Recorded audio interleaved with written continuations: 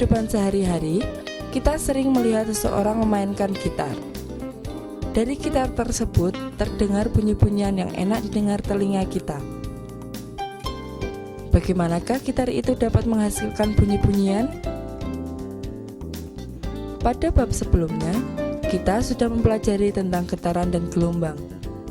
Ternyata, bunyi erat kaitannya dengan getaran dan gelombang.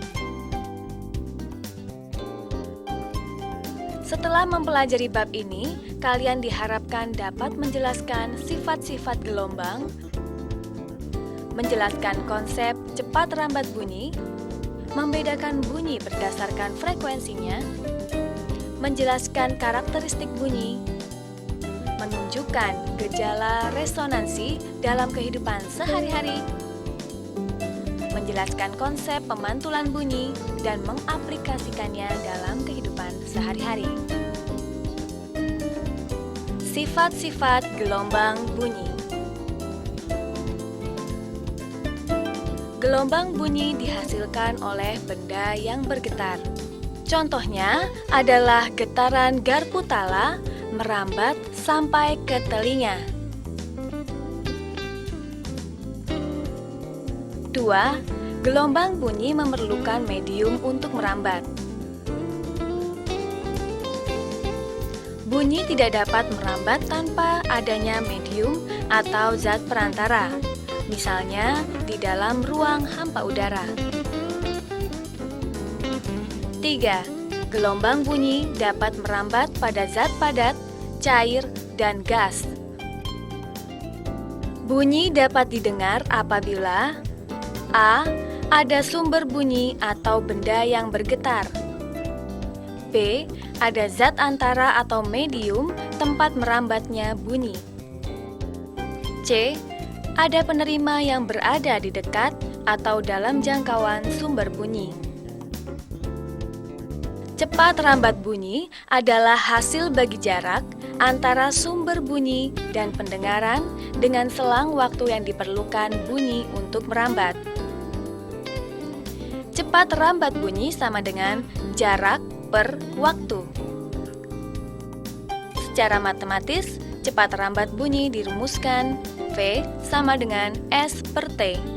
Dengan V sama dengan cepat rambat bunyi, S sama dengan jarak tempuh, T sama dengan waktu tempuh. Berdasarkan hasil percobaan Moll dan Van Beek, diperoleh simpulan bahwa semakin tinggi suhu udara, semakin besar cepat rambat bunyinya. Sebaliknya, semakin rendah suhu udara, semakin kecil cepat rambat bunyinya. Dalam hal ini berlaku rumus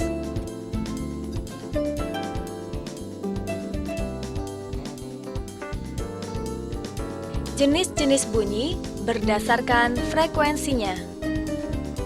Berdasarkan frekuensinya, bunyi dibedakan menjadi 3 jenis, yaitu 1. Infrasonik. Infrasonik adalah bunyi yang frekuensinya kurang dari 20 Hz. 2. Audiosonik. Audiosonik adalah bunyi yang frekuensinya berada pada rentang 20 Hz sampai 20.000 Hz. 3. Ultrasonik. Ultrasonik adalah bunyi yang frekuensinya lebih besar dari 20.000 Hz. D. Karakteristik bunyi. 1. Nada atau bunyi beraturan. Nada merupakan bunyi yang frekuensinya teratur, sedangkan bunyi yang frekuensinya tidak teratur disebut desah atau dentum.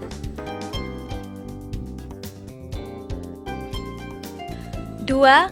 Kuat bunyi. Kuat bunyi tergantung pada amplitudo. Semakin besar amplitudonya, semakin kuat atau keras pula bunyinya.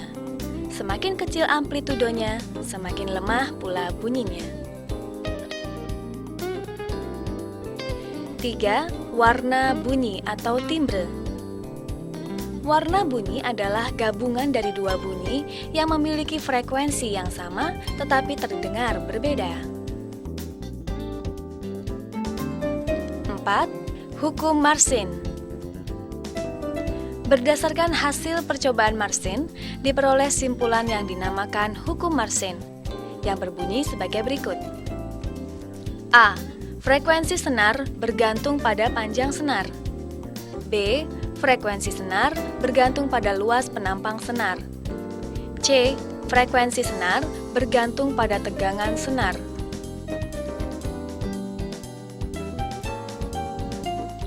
E. Resonansi. Resonansi dapat diartikan sebagai peristiwa ikut bergetarnya suatu benda akibat dari bergetarnya benda lain yang memiliki frekuensi sama. Resonansi dalam kehidupan sehari-hari banyak digunakan atau dimanfaatkan pada berbagai alat musik untuk memperkuat bunyi aslinya.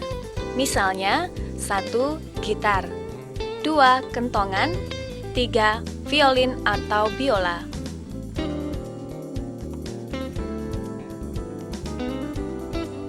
F. Pemantulan bunyi. 1. Hukum pemantulan bunyi. A.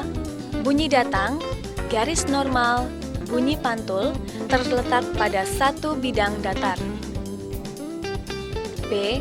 Sudut datang sama dengan sudut pantul. 2. Macam-macam bunyi pantul.